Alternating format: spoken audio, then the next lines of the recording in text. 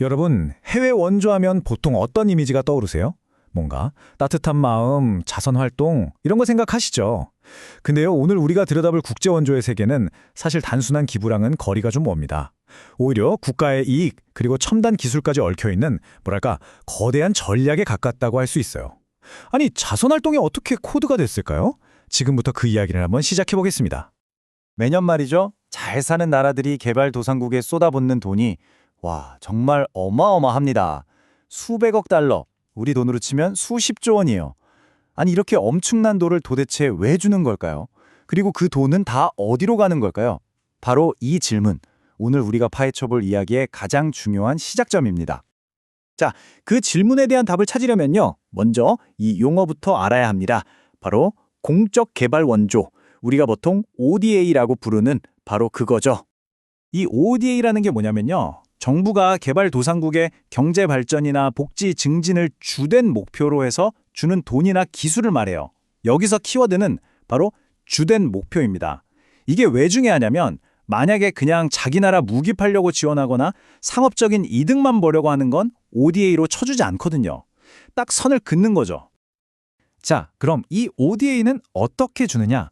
크게 두 가지 방식이 있다고 생각하시면 돼요. 하나는 무상 원조. 이건 말 그대로 공짜, 선물 같은 거예요. 갚을 필요가 없죠. 뭐 기술을 가르쳐주거나 병원을 지어주는 것처럼요. 다른 하나는 유상 원조인데요. 이건 갚아야 하는 돈, 그러니까 빌려주는 겁니다. 근데 그냥 은행 대출 생각하시면 안 돼요. 이자율은 거의 없다시피 낮고 갚는 기간도 엄청 길게 잡아주거든요. 그러니까 뭐랄까 아주 조건이 좋은 차판 대출이라고 할 수 있겠죠. 좋습니다. 그럼 다시 처음 질문으로 돌아가 볼까요? 도대체 이 잘 사는 나라들은 왜 이렇게까지 돈을 써가며 다른 나라를 돕는 걸까요? 그냥 착해서? 꼭 그렇지만은 않습니다. 사실 그 뒤에는 아주 현실적이고 복잡한 이유들이 숨어 있어요. 크게 한 4가지 정도로 볼 수 있는데요. 첫째, 물론 인도적인, 도덕적인 이유가 있죠. 어렵게 사는 사람들을 돕는 건 당연한 거니까요. 근데 이게 다가 아닙니다. 둘째, 안보 때문이에요. 가난하고 불안정한 나라에서 분쟁이나 테러가 생기기 쉽잖아요. 그럼 그 불똥이 우리한테도 튈 수 있으니까 미리 안정을 돕는 거죠. 셋째는 경제적인 이유입니다. 생각해보세요. 그 나라들이 발전해서 잘 살게 되면 결국 우리나라 물건을 사줄 새로운 고객, 새로운 시장이 되는 거잖아요. 그리고 마지막으로 환경 문제. 기후변화나 전염병 같은 건 국경이 없죠. 이건 정말 우리 모두의 생존이 걸린 문제라 같이 해결할 수밖에 없는 겁니다. 결국 이 모든 이야기를 한 문장으로 딱 정리하면 이렇습니다. 가장 가난한 10억 명의 사람들을 외면하면 결국 그 대가는 전 세계가 치르게 될 것이다. 그러니까 우리 모두가 한 배를 탄 운명 공동체다. 뭐 이런 얘기죠.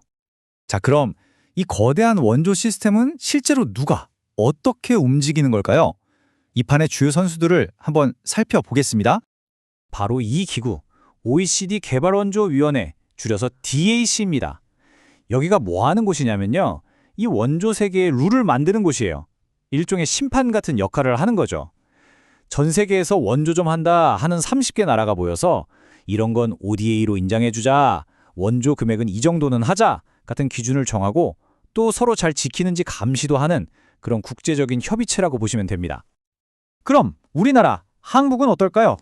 이게 진짜 재밌습니다. 이 그래프 한번 보세요. 우리나라 ODA의 73%, 그러니까 거의 4분의 3이 프로젝트 형식이에요. 이게 무슨 뜻이냐면요. 그냥 막연하게 돈만 주는 게 아니라 어디에 다리를 놓자, 여기에 병원을 짓자 하는 식으로 딱 눈에 보이는 결과물을 만들어내는 사업에 집중한다는 겁니다. 굉장히 실용적이죠. 자, 지금부터는요. 전 세계 원조 역사에서 정말 가장 극적인 이야기를 좀 해볼까 합니다. 바로 우리나라, 대한민국 이야기예요. 아시겠지만 한국은 도움을 받던 나라에서 이제는 도움을 주는 나라로 완벽하게 탈바꿈한 전 세계에서 유일한 나라입니다. 네, 그래서 졸업생이라는 말이 정말 딱 어울리는 것 같아요. 국제사회의 원조를 받던 학생 신분에서 이제는 당당히 다른 나라를 돕는 선배가 된 거죠. 그 여정을 한번 같이 따라가 볼까요? 자, 시간을 돌려서 1960년으로 가보겠습니다. 한국전쟁이 끝난 지 얼마 안 됐을 때죠. 그때 우리나라 1인당 국민소득 얼마였을 것 같으세요? 놀라지 마세요. 158달러였습니다. 158달러. 정말 전 세계에서 가장 가난한 나라 중 하나였어요. 그런데 지금은요. 2023년 기준으로 이 숫자가 33,000달러를 훌쩍 넘습니다. 계산해보면 200배가 넘게 성장한 거예요. 정말 믿기지 않는 숫자죠. 이 엄청난 변화가 바로 한국이 어떻게 도움받던 나라에서 주는 나라가 될 수 있었는지를 보여주는 가장 확실한 증거입니다. 이 타임라인을 보시면 그 과정이 정말 한눈에 보입니다. 보세요. 1987년에 처음으로 우리도 다른 나라에 돈을 빌려줘 보자 하고 기금을 만들고요. 91년에는 아예 원조를 전문으로 하는 기관, 바로 코이카를 설립하죠. 그리고 역사적인 순간입니다. 2000년에 드디어 원조를 받는 나라 명단에서 공식적으로 졸업을 합니다. 거기서 그치지 않고 2010년에는 우리가 아까 봤던 그 선진국 원조 클럽 OECD DAC에 정식 회원으로 가입하게 된 겁니다. 정말 대단하죠. 자, 한국의 이런 놀라운 성장의 비결 중 하나가 바로 기술력이었잖아요. 이제 한국은 바로 그 강점을 살려서 원조의 패러다임 자체를 바꾸려고 하고 있습니다. 바로 디지털 ODA라는 새로운 이름으로요. 디지털 ODA의 핵심 철학은 이 한 문장에 다 담겨 있습니다. 목표는 단순히 기술을 주는 게 아니다. 그 기술이 제대로 쓸 수 있는 환경을 만들어주는 것이다. 우리가 흔히 하는 말로 비유하자면요. 그냥 물고기 한 마리 툭 던져주는 게 아니라 낚시하는 법을 알려주고 심지어 물고기가 잘 잡히는 좋은 낚시토까지 함께 조성해주는 것과 같아요. 좀 더 구체적으로 말하면 디지털 ODA는 디지털 기술을 이용해서 그 나라의 행정이나 공공 서비스를 더 좋게 만들어주는 사업이에요. 근데 여기서 진짜 중요한 건 그냥 최신 컴퓨터나 스마트폰 보내주고 자, 끝!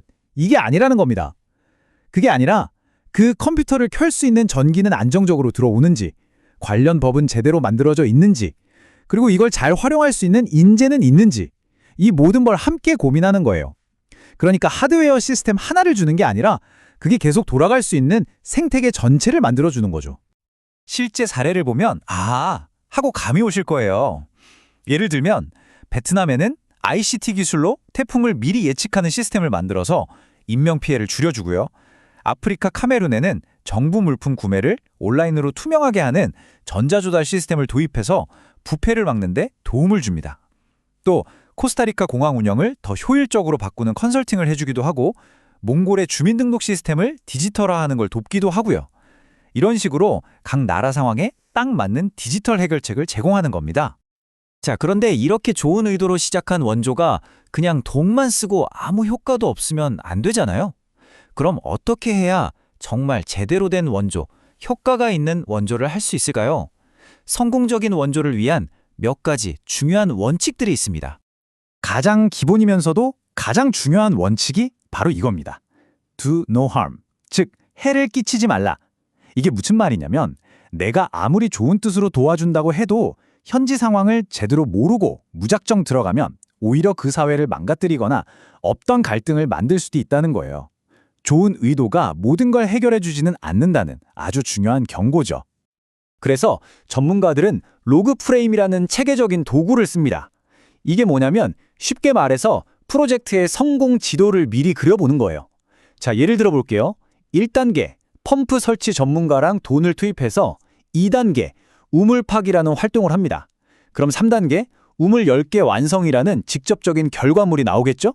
여기서 끝이 아니에요? 그 덕분에 4단계, 마을의 전염병이 절반으로 줄었다는 긍정적인 성과가 나타나고 궁극적으로는 5단계, 아이들이 더 건강해져서 학교도 잘 다니게 됐다는 사회 전체의 큰 변화까지 만들어내는 거죠. 이렇게 처음부터 끝까지 논리적으로 계획하는 겁니다. 자, 오늘 이렇게 원조가 왜 필요한지부터 시작해서 한국의 특별한 이야기, 그리고 원조의 미래까지 꽤 긴 이야기를 나눠봤습니다. 이제 마지막으로 여러분께 질문 하나를 던지면서 마무리할까 합니다.